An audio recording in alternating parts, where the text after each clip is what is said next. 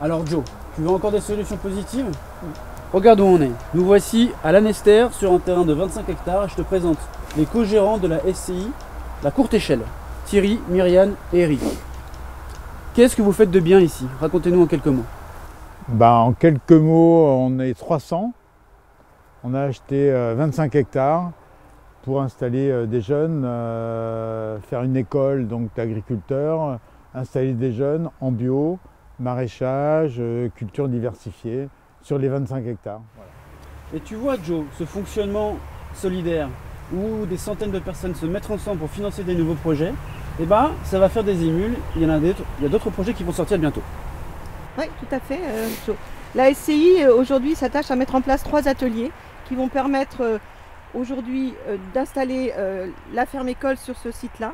Le deuxième atelier, c'est d'assurer une veille foncière, et puis j'ai envie de dire c'est le cœur de métier de la SCI. C'est comment on observe au pays de l'Orient les terres qui sont aujourd'hui en vente et qui sont déjà en bio et qu'il faut préserver en bio. Donc on assure cette veille, on investit, on réinvestit, on fait appel de nouveau s'il le faut à de nouveaux associés. Et puis le troisième atelier, c'est l'installation des jeunes agriculteurs pour les aider à y aller.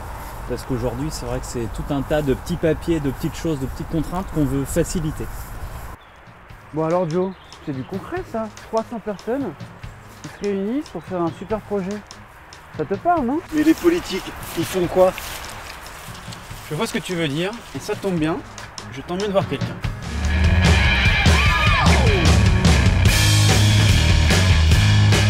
Tu voulais rencontrer des politiques impliqués? Ouais. Bah écoute, ça tombe bien, je te présente Julien, élu d'Hennebont sur une liste citoyenne qui travaille pour les biens communs dans sa ville. Est-ce que tu peux nous expliquer, Julien, ce que tu fais ici? Oui, bien sûr, avec plaisir. Donc moi j'ai été élu sur une liste citoyenne. On se retrouve autour de questions d'écologie, de solidarité.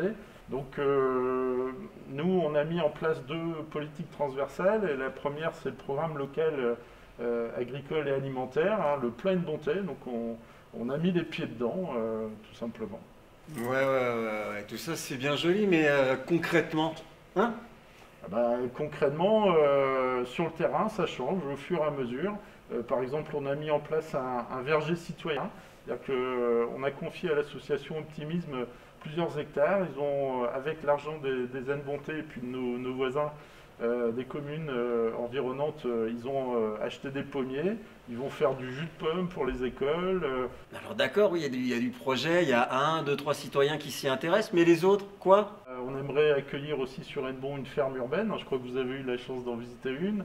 Donc un petit frère, une petite sœur, de celle de Bois du Château. On accueille aussi le projet de la maison de l'alimentation intergénérationnelle, la MADI, qui va se trouver dans un quartier politique de la ville. Donc là, pour aider les consommateurs locaux à avoir des produits de qualité, mais qui sont adaptés aussi à leur budget, quoi. Bravo pour ce que vous faites sur l'alimentation, Julien, mais plus largement sur le réchauffement climatique. Qu'est-ce que vous faites pour lutter contre? On a pu élaborer un nouveau plan d'action et pour 4 ans. Donc on a 78 fiches actions, il y a 3,2 millions d'euros d'investissement donc qui doivent nous amener à changer notre façon d'habiter la ville, de consommer. On va faire un schéma immobilier pour comprendre qu'est-ce qu'on fait de nos bâtiments, est-ce qu'on peut en avoir moins ou lesquels il faut isoler en priorité.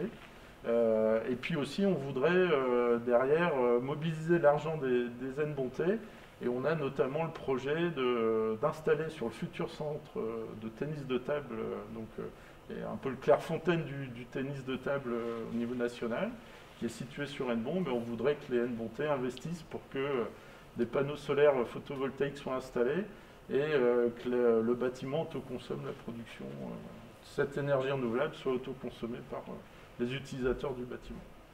Voilà du concret. Ah bah ouais. Ouais. Bien. Bienvenue à Hennebont.